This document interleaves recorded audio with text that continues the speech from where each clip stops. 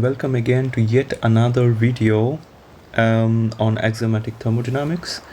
And today we'll get to know the first axiom that thermodynamics has, the zeroth law. And it is not a very complicated thing, it's actually pretty simple. Again, as we already discussed before, the axiomatic thermodynamics, it works through, as the name suggests, through axioms that have been made through the years. And zeroth law basically has, in principle, has the objective of defining two significant terms in thermodynamics.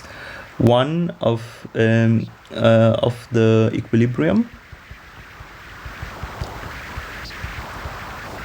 and the other of temperature. They seem very trivial to us in these days, but it had to be defined and declared once in the earlier days so that the axioms can be used later on for different laws. Right. So what does the zeroth law actually say? So it has varied definitions over many books, but I have tried to kind of summarize the main points which are there in the zeroth law, and they are as follows. So the first thing is that a thermodynamic system, always tends to go towards a thermal equilibrium. Why is that the case? Was not at least very nicely understood back when thermodynamics was only about axioms.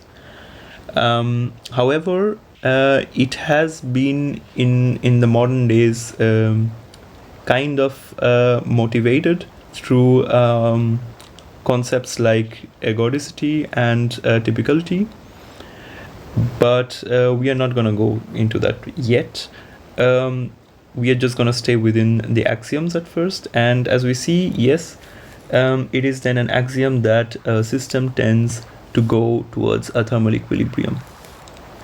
And when two systems are at equilibrium, each with a third system, so let's say that we have a system A which is in equilibrium with a system C, and a system B which is also at equilibrium with a system C, then automatically that would mean that A is at equilibrium with C and B.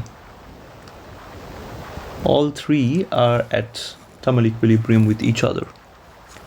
Right. Again, it seems very trivial to us right now, but back in the days it had to be first formed as an axiom. And yes, also systems in equilibrium have a temperature. That is how the temperature has to be then observed through our different devices, be it a thermometer or whatever. And then also that two systems which are at equilibrium with each other will have the same temperature.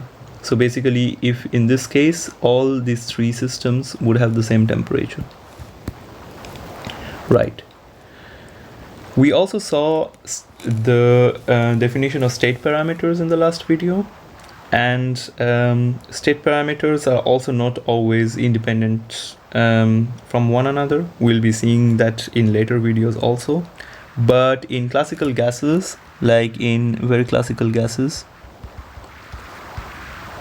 we generally give observables like parameters which we can observe through such brackets.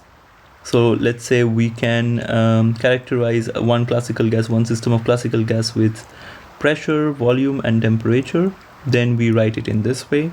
Or let's say through the number of particles, volume, and temperature. Right. We can, like, generally it is then characterized by 3.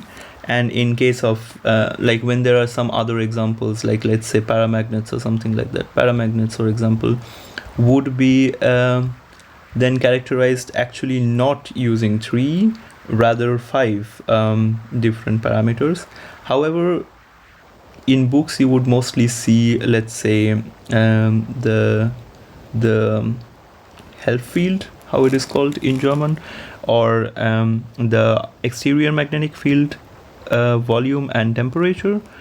However, this H, it has also 3 components. So in total, it's actually 5 parameters that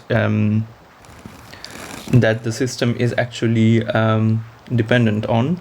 Or for example, when we also take like magnetic dipoles, volume and temperature, it is then also dependent on 3 components of the magnetic dipole moment.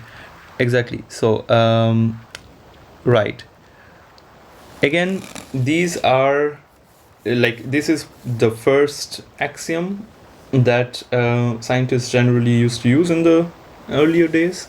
In the next videos we'll also be seeing the other 3, whereby we'll also know what other things they introduce in the world of thermodynamics. Thank you for listening to this video.